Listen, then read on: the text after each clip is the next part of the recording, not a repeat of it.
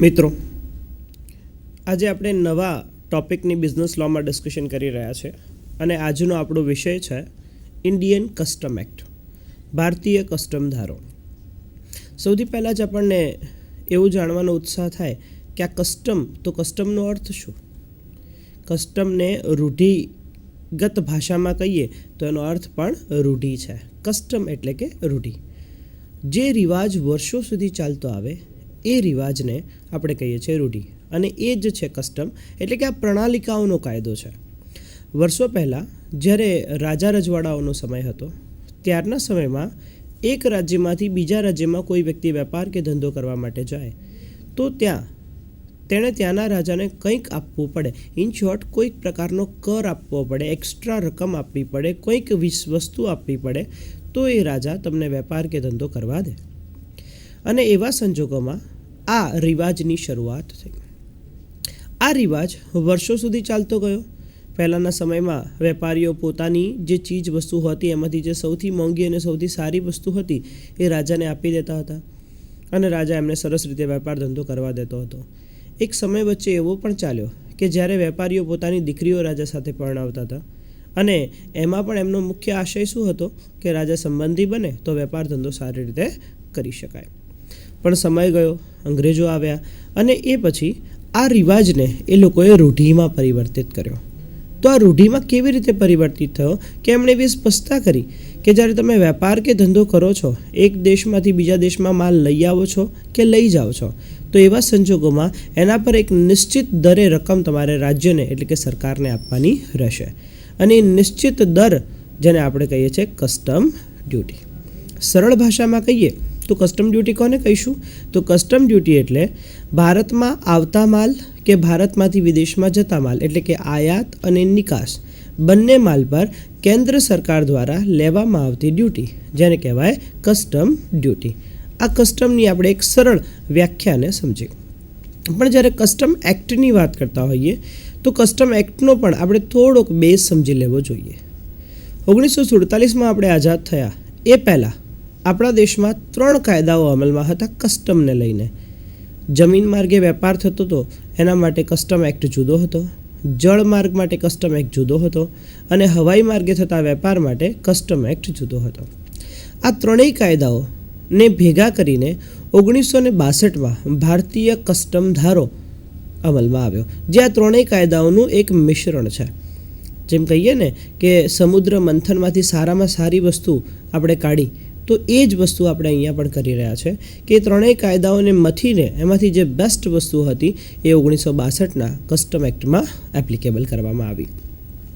શરૂઆતમાં કસ્ટમના દર ખૂબ વધારે હતા, અને જેના કારણે દાણચોરીઓને પણ, સ્મગલિંગ જેને પણ થોડુંક પ્રોત્સાહન મળ્યું હતું, અને સરકારે પાછળથી એમાં સુધારાઓ કરતાં સમયાંતરે કસ્ટમ ડ્યુટીના દરમાં ઘટાડા પણ કર્યા છે. અને આજે કસ્ટમ ડ્યુટીનો કોઈ પૂછે કે સ્ટાન્ડર્ડ રેટ શું, તો એવું કહી શકાય કે કસ્ટમ ડ્યુટીનો સ્ટાન્ડર્ડ રેટ છે 25%, જે એક સમયે 300થી 400% સુધી પણ હતો. કસ્ટમ ડ્યુટીને સમજવા માટે, એટલે કે કસ્ટમ એક્ટને સમજવા માટે એની થોડીક બેઝિક વ્યાખ્યાઓથી શરૂ કરીએ. તો સૌથી પહેલાં તો ઇમ્પોર્ટ એટલે કે આયાત કોને કહીશું? કલમ 2 પેટા કલમ 23માં આયાતની વ્યાખ્યા આપવામાં આવી છે. સાદી ભાષામાં એકદમ સિમ્પલ શબ્દોમાં કહીએ તો ભારતની સરહદની બહારથી જે માલ ભારતની સરહદમાં લાવવામાં આવે તેને આયાત કહેવાય. તો આયાતકાર કોને કહીશું? ઇમ્પોર્ટર કોને કહેવાય? કલમ 2 પેટા કલમ 26માં સ્પષ્ટતા કરવામાં આવી છે તે મુજબ જે માલ વિદેશમાંથી ભારતમાં લાવવામાં આવે એ માલ જે વ્યક્તિ વિદેશમાંથી ભારતમાં વેચવા માટે લાવે છે, એ પોતે લાવે કે અન્ય કોઈ વ્યક્તિ મારફતે લાવે, એટલે કે પોતે ખરીદ લઈ આવ્યો હોય કે વચેટિયાઓનો ઉપયોગ કરીને લઈ આવ્યો હોય, તો એ વ્યક્તિને કહેવાશે ઇમ્પોર્ટર એટલે કે આયાતકાર. ત્રીજી વ્યાખ્યા જોઈએ તો એક્સપોર્ટ, નિકાસ કોને કહેવાય? કલમ 2 પેટા કલમ 18માં એક્સપોર્ટની વ્યાખ્યા આપી છે, અને એક્સપોર્ટની વ્યાખ્યા મુજબ કહીએ તો શબ્દશ જરાક સમજીએ તો ભારતની સરહદમાંથી ભારતની સરહદ બહાર જે માલ મોકલવામાં આવે એને કહેવાય એક્સપોર્ટ, એટલે કે એને કહીશું નિકાસ. ચોથી વ્યાખ્યા જોઈએ એક્સપોર્ટર એટલે કે નિકાસકાર. તો નિકાસકાર કોણ છે? કલમ 2 પેટા કલમ 20 મુજબ સમજીએ તો એક્સપોર્ટર એટલે ભારતની સરહદમાંથી ભારતની સરહદની બહાર જે વ્યક્તિ માલ મોકલે છે એ પોતે મોકલે કે અન્ય કોઈ વચેટિયાઓનો ઉપયોગ કરીને માલને મોકલે તો એ વ્યક્તિને કહીશું એક્સપોર્ટર એટલે કે નિકાસકાર. ત્યાર પછી જોઈએ કે ડ્યુટીએબલ ગુડ્સ. કલમ 2 પેટા કલમ 14માં ડ્યુટીએબલ ગુડ્સની વ્યાખ્યા આપી છે. Dutiable goods means any goods which are chargeable to duty and on which duty has not been pad.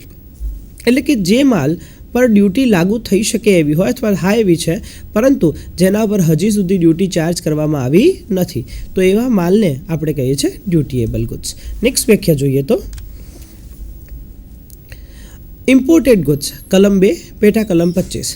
Imported goods means any goods bought into India from a place outside India but does not include goods which have been cleared from home consumption. સામાન્ય રીતે imported વ્યાખ્યાની સાદી ભાષામાં જરાક સમજીએ તો imported goods કોને કહીશું? આયાત કરેલ માલ. આપણે સામાન્ય અર્થમાં એવું કહેતા હોઈએ છીએ કે મારી પાસે આ પેન છે ને એ ઇમ્પોર્ટેડ છે, મારી પાસે આ વસ્તુ છે એ ઇમ્પોર્ટેડ છે, પરંતુ એ ઇમ્પોર્ટેડ ક્યારે કહી શકાય? ઇમ્પોર્ટેડ કહેવા માટે એના માટે બેઝિક ક્રાઇટેરિયા છે કે વિદેશથી એ માલને ભારતમાં લાવવામાં આવ્યો હોય પરંતુ એના પર કોઈ ડ્યુટી ચાર્જ થઈ ના હોય, એટલે કે કસ્ટમમાંથી ડ્યુટી ફ્રી થયો ના હોય. એટલે એકવાર ડ્યુટી ભર્યા પછી વાપરવાને યોગ્ય જ્યારે માલ બને તો એ પછી એને ઇમ્પોર્ટેડ ગુડ્સ કહી શકાય નહીં. સામાન્ય ભાષામાં આપણે એવું કહેતા હોઈએ છીએ કે આ ઇમ્પોર્ટેડ ગુડ્સ છે તો શું આને ઇમ્પોર્ટેડ ગુડ્સ કહી શકાય? જો આ વિદેશથી આ માલને ભારતમાં લાવવામાં આવ્યો છે અને આના પર જો કસ્ટમ ડ્યુટી ભરવાની બાકી છે તો આને ઇમ્પોર્ટેડ ગુડ્સ કહી શકાય. પણ જો કસ્ટમ ડ્યુટી ભર્યા વગર જો તમે વાપરતા હો તો પછી એને સ્મગલિંગ કહેવાય. તો ઇમ્પોર્ટેડ ગુડ્સની આપણે સામાન્ય વ્યાખ્યા શું કરીશું કે જે માલ વિદેશથી ભારતમાં લાવવામાં આવ્યો છે પરંતુ એના પર કસ્ટમ ડ્યુટી ભરવાની બાકી છે, ભરાયા પછી એ હોમ કન્ઝમ્પશન એટલે ઘર વપરાશનો માલ કહેવાશે અને ઇમ્પોર્ટેડ ગુડ્સ નહીં કહીએ. ત્યાર પછી સાતમી અને છેલ્લી વ્યાખ્યા સમજીએ પ્રોહિબિટેડ ગુડ્સ. કલમ 2 પેટા કલમ 33માં પ્રોહિબિટેડ ગુડ્સની વ્યાખ્યા આપવામાં આવી છે. Prohibited goods means any goods the import or export of which is subject to any prohibition under this act or any other law for the time being in force does not include any such goods in respect of which the conditions subject to which the goods are permitted to be imported or exported have been complied with. સરળ ભાષામાં કહીએ તો prohibited goods એટલે કે પ્રતિબંધિત માલ કોને કહીશું? તો પ્રતિબંધિત માલ એટલે કે ભારતીય કસ્ટમ ધારા મુજબ કે અન્ય કોઈ પણ અમલમાં હોય તેવા કાયદા મુજબ જે માલ વિદેશમાંથી ભારતમાં લાવવા પર કે ભારતમાંથી વિદેશ મોકલવા પર પ્રતિબંધ હોય એને આપણે કહીશું પ્રોહિબિટેડ ગુડ્સ. હા, પણ સમયાંતરે જો એ અંગેનો પ્રોહિબિશન એટલે કે પ્રતિબંધ જો ઉઠાવી લેવામાં આવે તો એવા માલને પ્રોહિબિટેડ ગુડ્સ કહેવાશે નહીં. અને પ્રોહિબિટેડ ગુડ્સ ક્યારેય ડ્યુટીએબલ હોઈ શકે નહીં. જે પ્રતિબંધિત માલ છે એ ડ્યુટીને પાત્ર હોતો નથી, કારણ કે માલને લાવવા કે લઈ જવા પર એટલે કે આયાત અને નિકાસ પર જ જો પ્રતિબંધ છે તો ડ્યુટીનો તો કોઈ પ્રશ્ન ઉપસ્થિત થતો નથી. જે આ બેઝિક વ્યાખ્યાઓને સમજી છે કે આયાત કોને કહીશું, આયાતકાર કોને કહીશું, નિકાસ કોને કહીશું, નિકાસકાર કોને કહીશું, ડ્યુટીએબલ ગુડ્સ કોને કહીશું, ઇમ્પોર્ટેડ ગુડ્સ કોને કહીશું અને પ્રોહિબિટેડ ગુડ્સ કોને કહીશું. તો આ 7 વ્યાખ્યાઓના અનુસંધાનમાં આપણે ઇમ્પોર્ટ અને એક્સપોર્ટને બંનેના એંગલથી જો આપણે સમજવા જઈએ તો એવું કહી શકાય, સરળ ભાષામાં એવું કહી શકાય કે જે માલ વિદેશથી ભારતમાં આવે છે એ માલને આયાત કહીએ, જે વ્યક્તિ આ માલને લઈ આવે છે એને આયાતકાર કહીએ, જે વ્યક્તિ વિદેશમાં ભારતનો માલ વિદેશમાં મોકલે છે એને માલને નિકાસ કહેવાય, મોકલનાર વ્યક્તિને નિકાસકાર કહેવાય. જે માલ પર કસ્ટમ ડ્યુટી ચાર્જ થાય છે અને ડ્યુટીએબલ ગુડ્સ કહેવાય, જે માલ મોકલવા પર પ્રતિબંધ છે અને પ્રોહિબિટેડ ગુડ્સ કહેવાય, અને જે માલ વિદેશથી ભારતમાં લાવવામાં આવ્યો છે પરંતુ હજી એના પર કસ્ટમ ડ્યુટી ભરવાની બાકી છે એને આપણે ઇમ્પોર્ટેડ ગુડ્સ કહીશું. તો આ પછી આપણે નેક્સ્ટ ટોપિક પર જઈએ.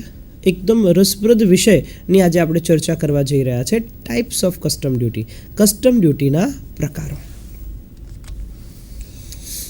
કસ્ટમ ડ્યુટીનો પહેલો પ્રકાર basic custom duty.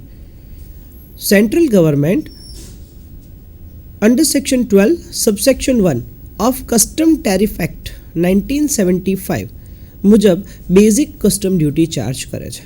Basic custom ડ્યુટીના બે પ્રકારના દર અસ્તિત્વમાં છે. Number 1, preferential rate. Under section 25 of the custom act preferential rate કોને કહીશું? પસંદગીના દર કોને કહીશું? તો ઘણા બધા દેશ એવા છે કે જે આપણા પસંદગીના ક્રાઇટેરિયામાં છે, પ્રેફરન્શિયલ ક્રાઇટેરિયામાં છે, કે જ્યાંથી આવતા માલ પર આપણે અમુક નિશ્ચિત દરે ડ્યુટી ચાર્જ કરીએ છીએ. જે દેશની સાથેના આપણા વેપારિક સંબંધો ખૂબ સારા છે અથવા સારા નથી, વણસેલા છે, તો એવા સંજોગોમાં ડ્યુટીના દર અલગ અલગ હોઈ શકે. તો જે દેશ માટે કસ્ટમ ડ્યુટીના નિશ્ચિત દર નક્કી કરવામાં આવ્યા હોય એને કહીશું પ્રેફરન્શિયલ રેટ અથવા પસંદગીના દર. બીજા પ્રકાર, કસ્ટમ ડ્યુટીનો બીજો પ્રકાર છે સ્ટાન્ડર્ડ રેટ. સ્ટાન્ડર્ડ રેટ કોને કહીશું? તો સામાન્ય રીતે સ્ટાન્ડર્ડ રેટ માટે એવું કહી શકાય કે 1/3/2003નો જે બેઝિક ડ્યુટી ચાર્જસ છે એ મુજબ જોઈએ તો સ્ટાન્ડર્ડ રેટ 3 પ્રકારે એપ્લિકેબલ છે: 5%, 15% અને 25%. 5%, 15% અને 25% જે બેઝિક કસ્ટમ ડ્યુટીના રેટ એપ્લિકેબલ છે એના પર થોડુંક ધ્યાન આપીએ તો બેઝિક કસ્ટમ ડ્યુટીના રેટ 5%, 15% અને 25% કેમ, આ ક્રાઇટેરિયા શું છે એને જરાક સમજીએ. સરળ ભાષામાં કહીએ તો દરેક માલને 3 શેડ્યુલમાં બાયફર્કેટ કરાય છે અને શેડ્યુલ A, શેડ્યુલ B અને શેડ્યુલ C ની આપણે અહીંયા વાત કરીએ છીએ. શેડ્યુલ Aમાં જે પ્રકારનો માલ છે એના માટે કસ્ટમ ડ્યુટીનો દર છે 5%. શેડ્યુલ Bમાં જે માલ છે એના માટે કસ્ટમ ડ્યુટીનો દર છે 15% અને શેડ્યુલ C જેમાં જે પ્રકારનો માલ છે એના માટે કસ્ટમ ડ્યુટીનો દર રહેશે 25%. પણ આ દરેકે દરેક દરને આપણે સીધું સમજી શકતા નથી, કારણ કે દુનિયાની દરેક વસ્તુઓને તમે કસ્ટમના ક્રાઇટેરિયામાં મૂકી શકતા નથી. એટલે આ ક્રાઇટેરિયામાં જે માલ નથી શેડ્યુલ A, શેડ્યુલ B કે શેડ્યુલ Cમાં, તો એના માટે કસ્ટમ ડ્યુટીના દર શું રહેશે? તો એના માટે કસ્ટમ ડ્યુટીના સ્ટાન્ડર્ડ રેટ એપ્લિકેબલ છે અને જે સ્ટાન્ડર્ડ રેટ એપ્લિકેબલ છે એ સ્ટાન્ડર્ડ રેટ રહેશે 25%. પરંતુ વિદેશથી જે માલ પોતાના વપરાશ માટે લાવવામાં આવે એને બેગેજ કહેવાય અને બેગેજ પર કસ્ટમ ડ્યુટીનો સ્ટાન્ડર્ડ રેટ રહેશે 50%. જ્યારે કસ્ટમ ડ્યુટીના દરની વાત કરીએ તો કસ્ટમ ડ્યુટીના જે બેઝિક રેટ છે, જે સ્ટાન્ડર્ડ રેટની હું વાત કરી રહ્યો છું, તો સ્ટાન્ડર્ડ રેટ સિવાય આપણે અહીંયા કસ્ટમ ડ્યુટીમાં ઓક્ઝ્યુલિયરી કસ્ટમ ડ્યુટી પણ શીખવા જઈ રહ્યા છે. તો ઓક્ઝ્યુલિયરી કસ્ટમ ડ્યુટી શું છે? જેને સાદી ભાષામાં આપણે કહીએ છીએ સેસ. કેન્દ્ર સરકાર એજ્યુકેશન પર્પસ માટે જે મૂળભૂત ડ્યુટી છે, બેઝિક કસ્ટમ ડ્યુટી છે, એ મૂળભૂત કસ્ટમ ડ્યુટીના 2% એજ્યુકેશન સેસ લઈ શકે છે અને એનો 1% હાયર એજ્યુકેશન સેસ લઈ શકે. નેક્સ્ટ જોઈએ.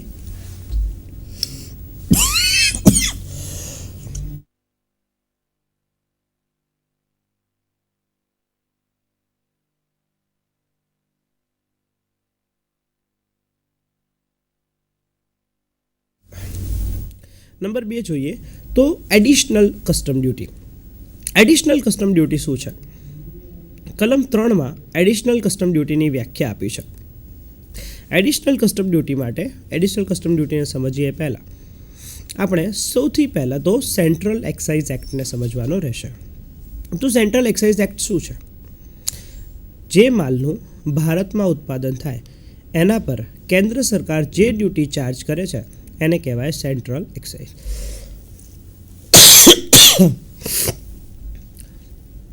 જે વસ્તુનું ઉત્પાદન ભારતમાં થયું હોય એના પર જ સેન્ટ્રલ ડ્યુટી ચાર્જ થઈ શકે. હવે જે વસ્તુનું ઉત્પાદન ભારતમાં થયું છે એના પર સેન્ટ્રલ એક્સાઇઝના રેટ શું છે? તો સેન્ટ્રલ એક્સાઇઝના 3 પ્રકારના રેટ એપ્લિકેબલ છે: 8%, 16% અને 24%. પણ જો કોઈ એવું કહે કે સેન્ટ્રલ એક્સાઇઝનો સ્ટાન્ડર્ડ રેટ શું, તો સ્ટાન્ડર્ડ રેટ કહી શકાય 16%. એક સરળ ઉદાહરણથી હું તમને એડિશનલ કસ્ટમ ડ્યુટી સમજાવવાની કોશિશ કરું. જે વસ્તુ ભારતમાં બને છે એવી સેમ વસ્તુ તમે વિદેશથી ભારતમાં વેચવા માટે લાવો છો, તો કયા સંજોગોમાં લાવશો? એની કિંમત વધારે હોય, વિદેશમાં એની કિંમત વધારે હોય તો એ વસ્તુ શું તમે ભારતમાં વેચવા લાવશો? તો જવાબ હશે કે ના. એવી વસ્તુ આપણે ભારતમાં વેચવા માટે નહીં લાવીએ, કારણ કે એવી વસ્તુ ભારતમાં સરળતાથી વેચી શકાશે નહીં અને નફો કમાઈ શકાશે નહીં. પરંતુ જે વસ્તુ ભારતમાં બને છે એવી સેમ વસ્તુ તમે વિદેશથી લઈ આવો છો અને એ વસ્તુનો ભાવ ભારતમાં બનેલી વસ્તુના ભાવ કરતાં ઓછો હોય તો તમે ડેફિનેટલી એ વસ્તુ ત્યાંથી લાવશો. તો એક સરળ ઉદાહરણથી આપણે આને સમજીએ કે જે વસ્તુ ભારતમાં બને છે એની કિંમત 125 રૂપિયા આપણે ધારી લઈએ છીએ. વિદેશથી આ વસ્તુ 100 રૂપિયામાં આવે છે. તો વિદેશથી 100 રૂપિયામાં આવતી વસ્તુ જ્યારે વિદેશથી ભારતમાં આવશે ત્યારે એના પર central government basic custom duty charge કરશે. જેને બેઝિક કસ્ટમ ડ્યુટીને આપણે કહીએ છીએ મૂળભૂત કસ્ટમ ડ્યુટી. તો જે મૂળભૂત કસ્ટમ ડ્યુટી છે એનો દર શું છે? એનો સ્ટાન્ડર્ડ રેટ છે 25%. હવે મૂળભૂત કસ્ટમ ડ્યુટી 25%ના દરે ચાર્જ થઈ હોય તો 100 રૂપિયાના માલ પર 25% લેખે 25 રૂપિયા મૂળભૂત કસ્ટમ ડ્યુટી ચાર્જ થશે અને એની કિંમત થઈ જશે 125 રૂપિયા. ભારતમાં જે વસ્તુ બનતી હતી એની કિંમત પણ 125 હતી, વિદેશથી આવતા માલની કિંમત પણ 125 થઈ. ઇન શોર્ટ આ બંને માલની કિંમત એક સરખી છે. અને જ્યારે કિંમતના અનુસંધાનમાં આપણે જોઈએ તો કિંમતના અનુસંધાનમાં આમાં કોઈ કોમ્પિટિશન બાકી રહેતી નથી. હવે આ બંને માલ જ્યારે બજારમાં જાય તો બંને વચ્ચે કોમ્પિટિશન કયા ગ્રેડ પર હોવી જોઈએ? ક્વોલિટીના ગ્રેડ પર. મોસ્ટલી આપણે એવું જોઈએ છે કે ક્વોલિટી પણ સરખી છે તો એવા સંજોગોમાં બ્રાન્ડના ગ્રેડ પર જશે, એડવર્ટિઝમેન્ટના ગ્રેડ પર જશે, સેલિંગ સ્કિલના ગ્રેડ પર જશે, સર્વિસના ગ્રેડ પર જશે. તો આ બધા ક્રાઇટેરિયા છે કે જે ક્રાઇટેરિયા પર આ વસ્તુઓ બજારમાં એકબીજાની હરીફાઈમાં રહેશે. પણ અહીંયા સૌથી મહત્ત્વનો સવાલ એ છે કે જે વસ્તુનું ભારતમાં ઉત્પાદન થયું છે અને એની કિંમત આપણે 125 રૂપિયા માનીએ છીએ એના પર 16% સેન્ટ્રલ એક્સાઇઝ ચાર્જ થશે. હવે જે વસ્તુ ભારતમાં બની છે 125 રૂપિયામાં બની છે એના ઉપર 16% સેન્ટ્રલ એક્સાઇઝ ગણીએ તો અંદાજે 20 રૂપિયા સેન્ટ્રલ એક્સાઇઝ થશે. 125 રૂપિયાની વસ્તુ પર 16% લેખે 20 રૂપિયા સેન્ટ્રલ એક્સાઇઝ થાય તો એની કિંમત થઈ જશે 145 રૂપિયા. હવે વિદેશથી આવતો માલ જેની કિંમત છે 125 રૂપિયા